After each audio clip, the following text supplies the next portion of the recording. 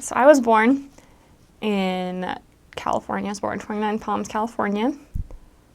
My dad was in the military, so we moved around kind of often, kind of frequent. Since I'm the youngest, I didn't get to experience it as often as my sisters did. But when I was about 6 weeks old, we moved to Hawaii, and we lived there for about 6 years. Hawaii is interesting in how its winters are.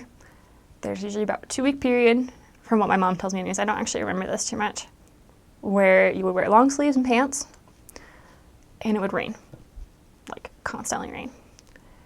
And so this one time I actually remember this, we, being my sister and I think Lynn was about 6-ish, and I was about 4-ish. And it had just finished raining, or it was in the middle of the rain, and Lynn decided that she was going to go save the snails. So we walk outside, and the water comes up to like our knees, so it's like 3 inches deep. And so Lynn decides to get a little piece of wood and pull it along with a string, and whenever she would find a snail or a slug, she'd pick it up and put it on the board and just like walk around. And she spent like a half hour doing this. And I remember following her around just like complaining because it was gross. I was like so disgusted with this. And my mom would come out and she's like, it's fine.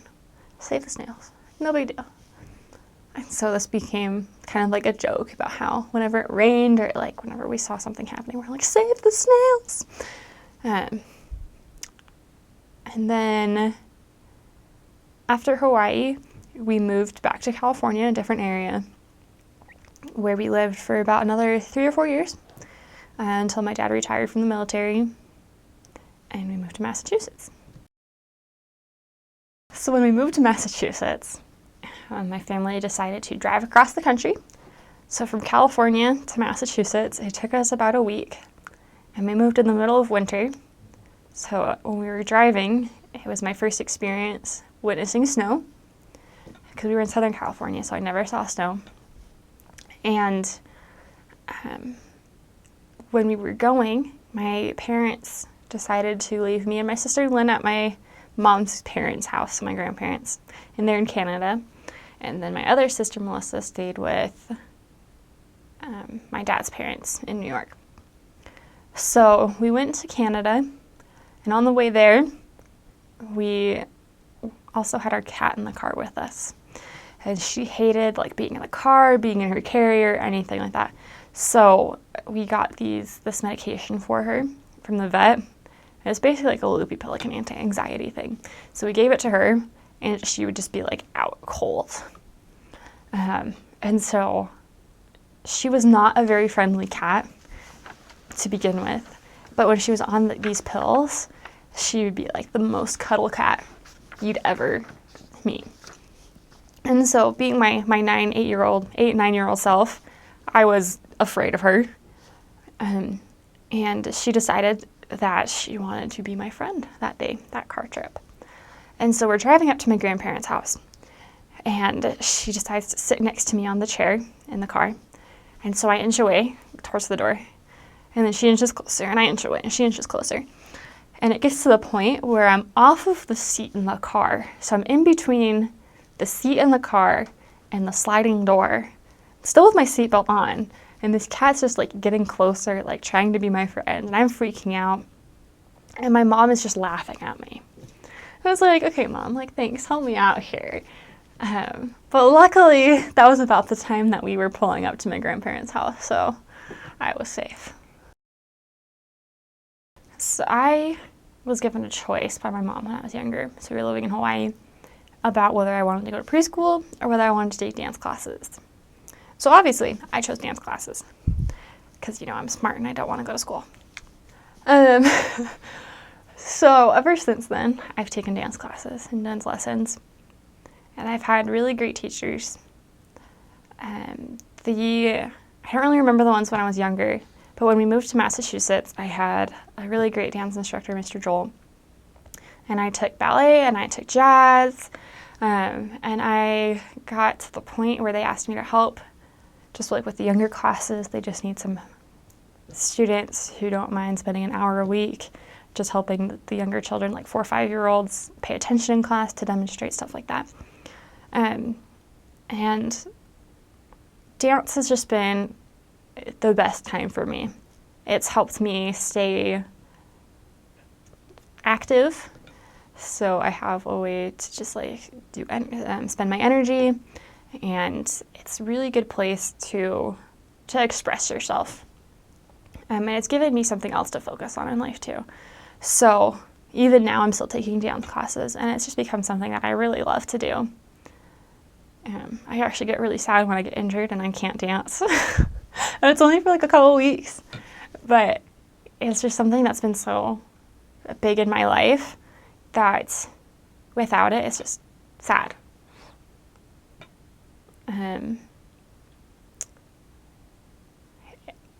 When I was a junior in high school, I think, I managed to break my toe, or so we thought. The bruise ran like along the side of my toe, and it was like a Sharpie. You just like drew a line along the side of the toe. And like the color spread out from there, and it was super cool looking. And like I hurt myself in the most random way. Like every time I hurt myself, I would hurt myself in the randomest ways. So for this one, I went to go do a leap, and I just smacked my foot into the ground. Like, it's not even like a cool story. And then this other time, I injured my knee. Once again, doing a leap, I landed it wrong. So I don't think I have any like cool stories about injuries from dance. They're just silly ones. So in middle and high school, I got introduced to robotics, which is obviously you build a robot and you get to go to competitions and do different tasks. So in middle and high school, we focused on 2 different types. There was VEX robotics and there was FRC, which is the first program. So for VEX, you build smaller robots. I think they're supposed to be within like a 12-inch cube. And then in FRC, you build more industrial-sized robots. So depending on the year, they can be different sizes, but typically they are always under 120 pounds. So the joke in high school was that since I was so small, I'm very tall, but I'm very skinny. The joke was that it was my goal each season to weigh more than the robot. It happened maybe once in the 4 years that I did that. So it was a very exciting moment, and the whole team celebrated. And robotics was something that my sister actually introduced me to. She got into it, and she loved it. Lynn loved it. And so when I got to that point, I wanted to try it, and I ended up loving it. It was different for me because, I grew up doing dance, and so dancers are stereotypically like very girly, very anti-nerd, right? And then there's me, who's like, I'm a dancer, but I like building robots, And I didn't even do like a lot of like decorative stuff, I guess is a good way of explaining it. Like I didn't really work on like the cheer team or like the design team or anything like that when we actually came to building the robot. I did some of the more nerdy things. So I worked on the programming in both FRC and VEX. And when I was in FRC, I was the only programmer on our team. And I was the only one who worked on the electrical stuff as well for a while. So it was always amusing to go to competitions and have the guys from other teams come up to our team and be like, hey, like, can you explain your robot to us? Like, what's going on? What is it designed to do? And watch their reactions when I would step up and be like, oh yeah, like this is the plan. This is how it works. Like this is why it works. And just watch, because they were just so confused. Like, oh, there's a girl and she knows what she's doing. And like it's become more accepted in the culture. But it was always really funny, like my freshman year, my sophomore year, because typically the girls on teams are just there because they're not really into the robot itself, which is totally fine. It's not for everybody. This one time we went to a competition, and the team, I was the only girl on the team at the time. So I think this was my sophomore or junior year. And I was really close with my teammates, and they decided to start a bet about how many guys would flirt with me at this competition, or like over the competition season. And it was so funny because they would like go and like find guys to like come and talk to me. So they would like get closer to their number in their guesses. I think someone actually came really close. And it was really funny to watch his reaction. Like he was one of the freshmen on the team. And so it was super exciting to see him get super involved with it and just have a blast, like not only with the robot, but with the social experience as well. In high school, I didn't socialize a lot with many of the students there. I had some really good friends, and we still talk, we still keep in touch today. But I think the people who I would guess I would call my closest friends in high school were two of my teachers. So Miss Cochran was my freshman engineering teacher, and she was also the robotics coach for my first couple of years at school. She was very open, very friendly. Like if you were good, like she was good, whatever, you know, very relaxed person. And she really helped me learn, I guess, my love of robotics and my love of just like engineering in general and the processes there. When I got past my freshman year, I actually came back during like my free periods, if I had them, just like hang out in her classroom, help out when she needed it. And I would also spend my lunches there because I refused to go to the cafeteria. It just was not my thing. And I always appreciated knowing that it was my safe zone, her classroom, and just being able to have a place where I could go and I could talk to somebody if I ever needed it. And then there was also Mr. Faracco, who kind of became like, I guess like a big brother that I never had, which is weird to say about a teacher, but he was the robotics coach for FRC when Ms. Cochran stopped. He was just super friendly with all the students, and he like looked out for us, took care of us, really cared for the students, and helped us learn not only the importance of doing well, but he focused more on having fun and learning, the learning experience. Whenever we wanted to do something that he knew like the school wouldn't necessarily agree with or like support fully, he was like, oh, we'll do it now and then we'll apologize after. You know, that was his motto. It was like, do it and then apologize later if it's wrong. We're just like, I don't know if you're supposed to be teaching us that, but that's on you to apologize and handle the administration and stuff. So we'll just leave it to you and it's okay. And even when, like I know I talked about when the students on the team were like making the bets, Mr. Faracco joined in on those. And he was like encouraging it. And like every time a group would come up to talk to me, he was like, Julie, if you don't get their number, I'm going to go get it for you. And I was like, okay, Mr. Faracco. Never happened. But, you know, he was just a really friendly, super funny guy. I actually had him as a teacher later on for the practical engineering course my senior year. That was when we got to go and get an unpaid internship, and we got early release from school, and we just had to go spend 5 hours a week learning something that had to relate to the STEM field. And at the end of the semester, we just had to create a project and present it to the class. And he was one of the most encouraging teachers I ever had. And he didn't really care if we did well or not, as long as we learned something. and we were enjoying the experience we had.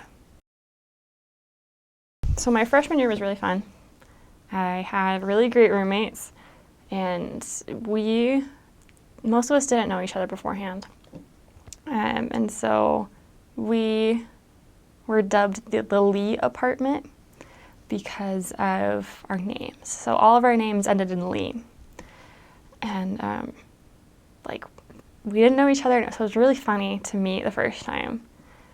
And it was really funny also because when I met the girl I was actually sharing a room with, she thought my name was Julia. And so it was awesome because all our names end in the same phrase and the same syllable, and they all rhyme, and then there's Julia. So it's okay, good.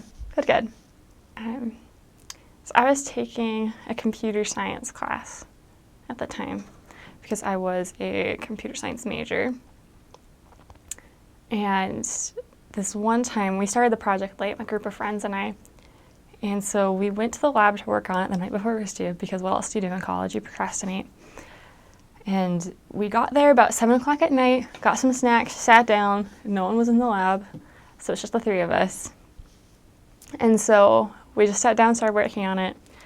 One of our friends, Brian, went home because he was tired, rightfully so, because it was 1 o'clock in the morning at the time. And then the other guy and I stayed there working on the project until 6 o'clock in the morning. So that was good. And then that night I went home at 6 o'clock in the morning, took a 2-hour nap, got up, went to classes that day, finished the assignment, turned it in, and then went home, went back so I could go to work. And then at the time I was working the closing shift, so I was there until I was scheduled to be there until 11, but it was also a big event, so I was there until 1 o'clock in the morning. So then after that I went home, took another nap, got up, went to classes, and then that night my roommates wanted to go to see Divine Comedy, I think it was, and so we went, which was good. And then I got home that night and it was 11:30, midnight, and it was 11:30, I remember, because I had to finish my physics homework because that was due at midnight. Yeah, so that was super good. So I finished that. I turned it in late, so it took me longer than a half hour, as homework should.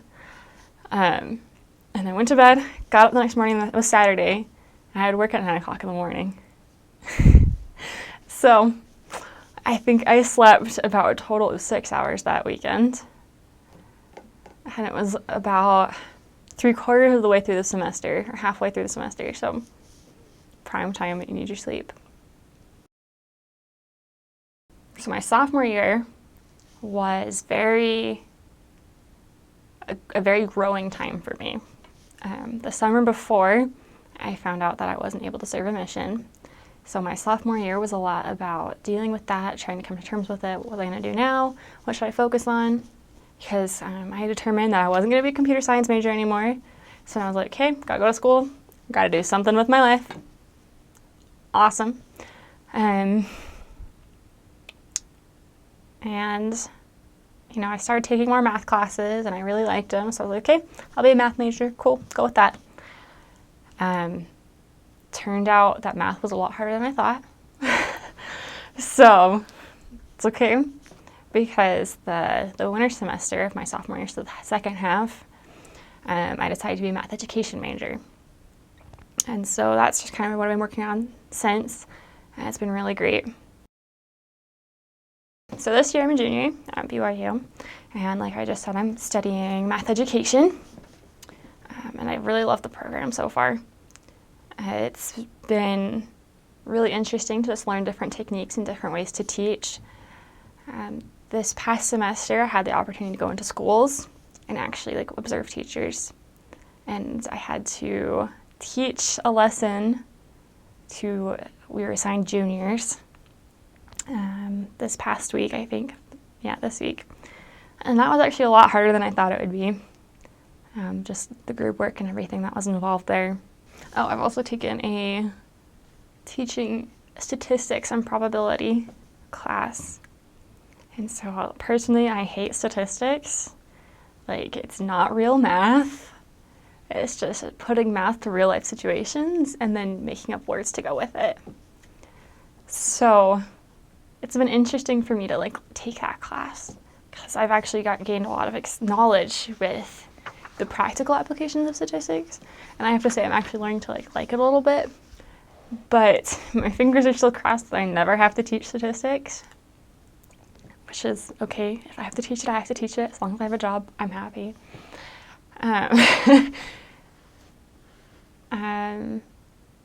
This past week, a couple days ago, I actually found out that I got accepted into the math ed program. And I've been struggling for a while, like trying to get all the requirements met and just doing my best to maintain those so I can actually be accepted into the program. I was just below the cutoff, so I had to wait a little bit longer than the rest of my classmates to see if I got accepted. But I was sitting in class the other day, I hope my teacher doesn't see this, and I was looking at like classes and stuff, and I saw that my major had been changed to be math education major, and I was like, yes! So, pretty cool stuff. So, my freshman year, I knew I needed to get a job so I could pay for school and fun things. And so, I got a job working in the Dishroom on campus. So, most people will be like, ew, gross. Like, it wasn't honestly that bad for like a first job. I actually really liked it, enjoyed working with the people there.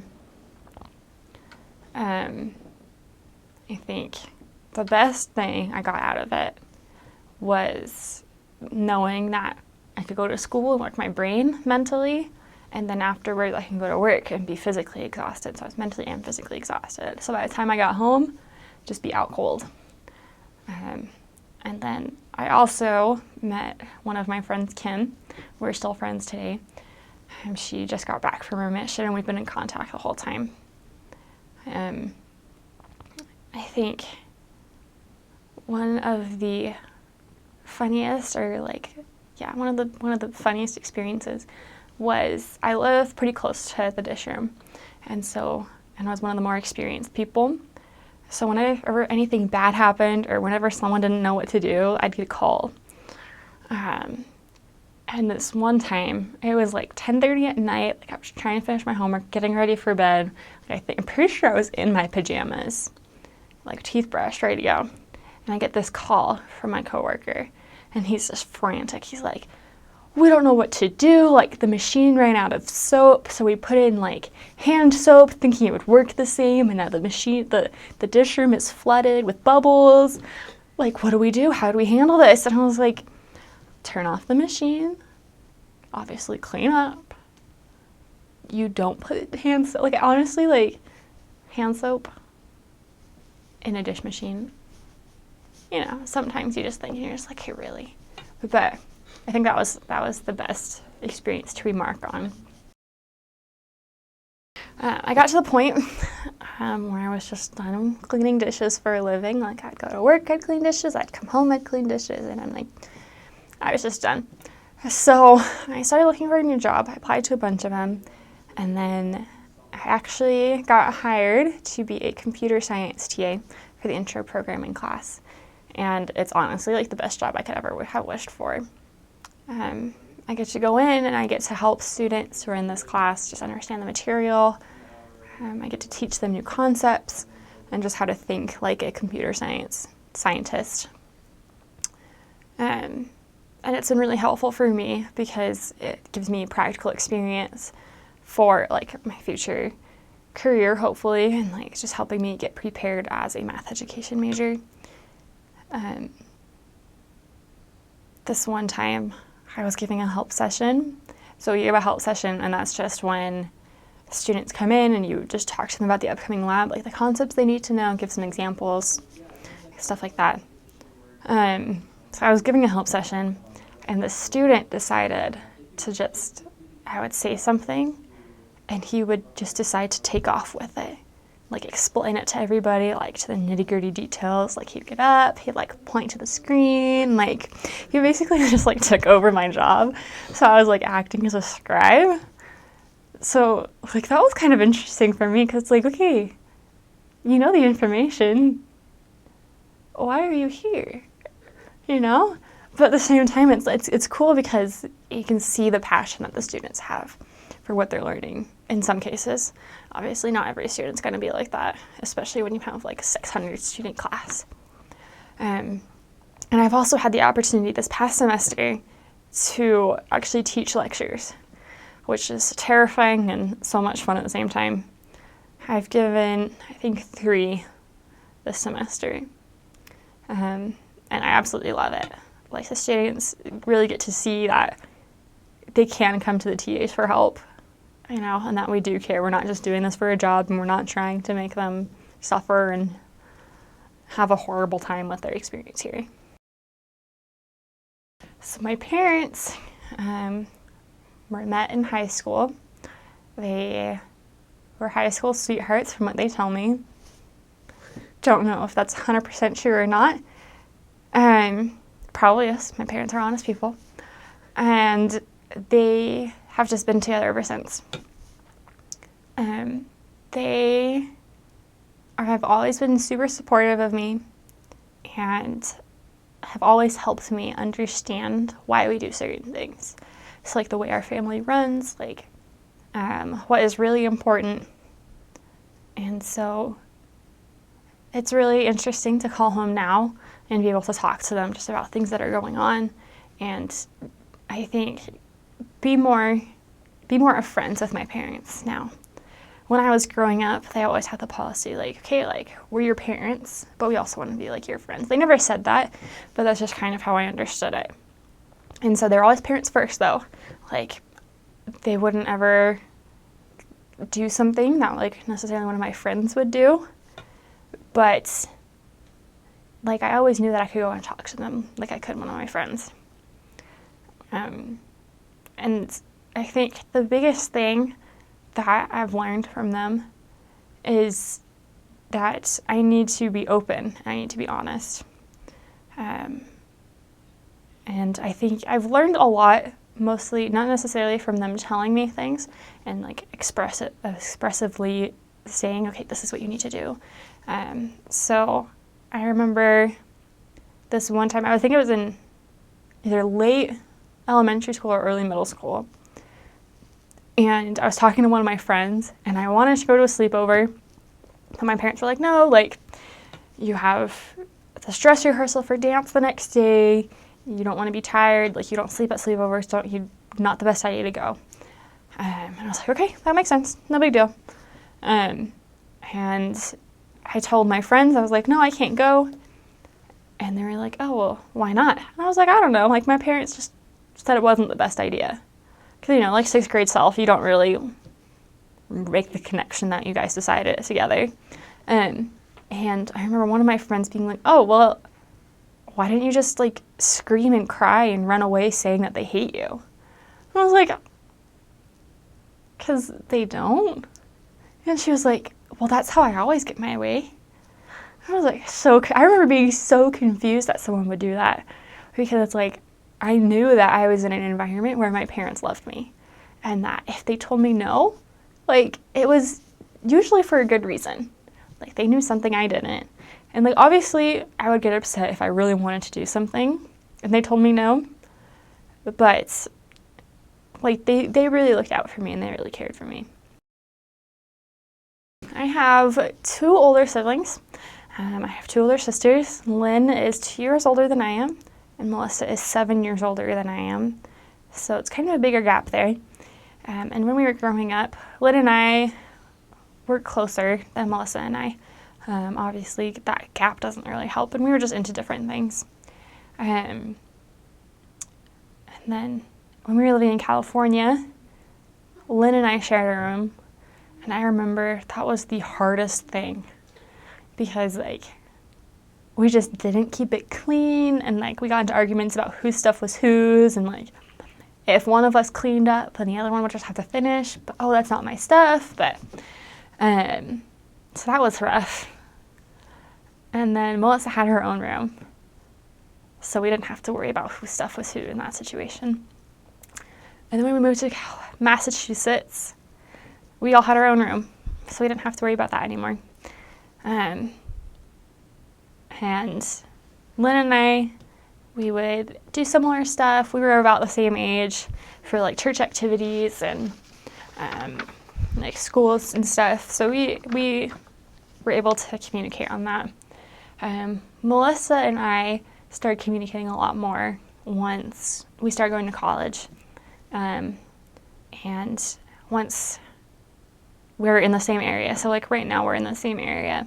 And it's been so much fun to like actually get to know my sisters on a different level now, because when they move to college, like, you know, you just don't see them as often, so you don't get to learn how they're doing or who they've grown into.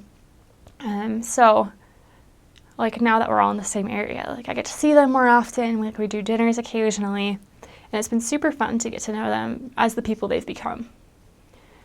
Both of my sisters got married when I was in middle school, and then the summer after my senior year in high school.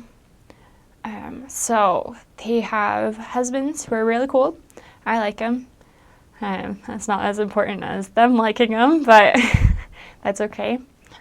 You know, they come to family activities and they fit right in. And then Lynn and Curtis, that's her husband, they recently had a child about 5 months ago. And his name's Michael. He's the cutest baby ever. I call him Little Earl because that's his middle name. And we knew his middle name before we knew his first name. So he's just Little Earl to me. I actually got to babysit him for like an hour yesterday. And he's just the happiest camper. Like, he's so cute. So, Jason is my fiance. We actually met about 4 years ago now. So we met at EFY, which is just like a church getaway thing for a week. So we were in the same group, but they do a dance. And so on Friday, it was the last dance, he was looking for his cow, which is the crush of the week.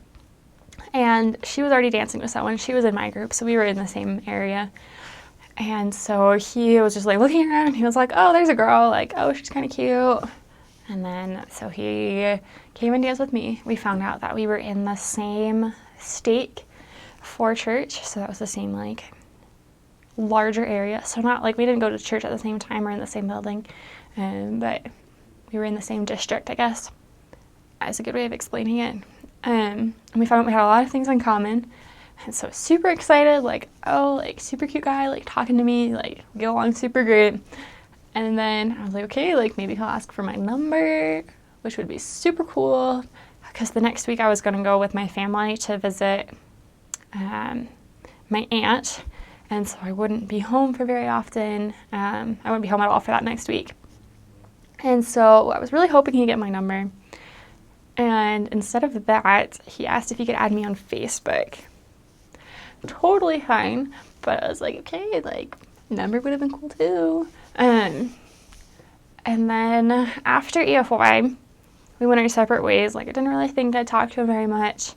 Didn't really see him that often because I'd never seen him before. And like, I messaged him on Facebook and I was like, hey, like, thanks for dancing with me. Super cool getting to know you. And every day after that, we just talked, like, about anything and everything. And it was super great to have our relationship grow, and we became best friends. And then this was my senior year of high school. We became really close. And then we went on our first date in, like, October. And then, you know, like, we knew we liked each other, didn't really want to do anything serious because he was going to go on a mission soon. You know, and so I wasn't going to push anything. And then in February, we had our first kiss, which was hilarious. So he had never kissed anybody before. And so when he kissed me, he was like, oh, that was so bad. And I was like, thanks. Like, appreciate that. Good. And so I still tease him about that all the time, and he laughs about it now. But he was so embarrassed about it. So after our senior year in high school, We ended up going to prom together, which was in April of our senior year. And then after that summer, his family moved to New Hampshire. So we helped him move, and he ended up going on his mission to Brazil, which was a super great experience for him. So he was in Brazil. I went to college, and we still talked all the time. Still really great friends. And when he came back, we ended up going to the same college. We knew this before he left. And so when he got back from his mission this past July, we just picked things up again, and everything was super great. We came super close again really quick. And we dated for a couple months, and we decided to get married. And we go to the temple every week. And so like he'll go do we'll do different things every other week. And then we'll go on those other weeks together to do baptisms. And this one time we were really, really thinking about it because we knew things were going really well. So we were praying about it, and we decided to get married. And so sometime after that, a couple weeks, month later, I was like really wondering, like, okay, like, are you gonna propose soon? Like, what are you gonna do? Because I knew my sister was pregnant, and so I didn't really want to take over like the birth of her child versus like getting engaged and stuff like that. And so he told me that it would be before she had the baby. So I was like, okay, like, know the timeline. Like, yeah, totally can figure this out. Which obviously I didn't. But, like, I was constantly, like, looking, like, trying to figure out, like, if he had the ring yet, or, like, trying to figure out hints about what he was going to do to propose. And the week that he actually proposed, I knew something was up because he was just very excited, very interested about what was going on. And like, I don't know, something was just different. And so, but like, and I figured out, I was like, okay, like it's coming this week, like we got this, like I know exactly what's going to happen. Because we were talking about going on a hike on Saturday. And I was like, that's it. Like, that's going to be the time. That's going to be the place. And I was trying to figure out, like, how would I look super cute on a hike? Like, in the mountains. And I was just like, this isn't going to work. This is not going to go well. And so my roommate, Rachel, and I think she was dating her now fiance at the time. His name's Anthony. She was like, hey, like, let's go on a double date. It'd be super fun. I was like, okay, yeah, sure, whatever, no big deal. So we went to the Nickel Arcade, and I was like not expecting anything. I was like, okay, cool, super fun date. Like, he's not gonna propose if Rachel asked us to go on a date. Like, that's lame, that's awkward. And so like we went and played a bunch of games. When we figured we were done, we were like, okay, like let's go to dinner kind of thing. So we went and we got some prizes. Jason got, I just kind of gave him the tickets because I had been there before and I really didn't want anything. And so he went and he got a puzzle cube. I was like, that's weird. Like, I've never seen that before. Like, that's super awesome. So it's clear and there's like a maze on the outside. And so like you have to just move the ball so you can get it in the right spot to unlock the cube to get whatever in the middle. And I was like, oh my gosh, like, can I solve it? Like, I don't care what's in it, I just want to solve it because I love puzzles. And so he's like, yeah, sure, whatever, passed it over. And, I was like super close to solving it. And Jason's like, oh, like, where are Rachel and Anthony? I think they went outside. I was like, okay. And so I follow him out, and that's when I get it open. And so he reaches inside, unfolds everything, and I was like, oh, it's a watch, because I saw that there was like a watch instruction page. And there was the ring inside, so he proposed. And, like Rachel and Anthony were obviously in on it, and it was just super great, because I had absolutely no idea. I was like convinced that the ring was not there yet, because Jason was like, oh no, like I don't have it, like it's not here, like it's in Salt Lake. I was like, okay, like super weird, like whatever. And so, like, it was a great surprise to actually be proposed to that day. And ever since then, like, it's been super great. We've had what Mormons consider to be a long engagement, and it's going to be 9 months in total. So we're about 2/3 of the way through right now. But I'm super excited to get married.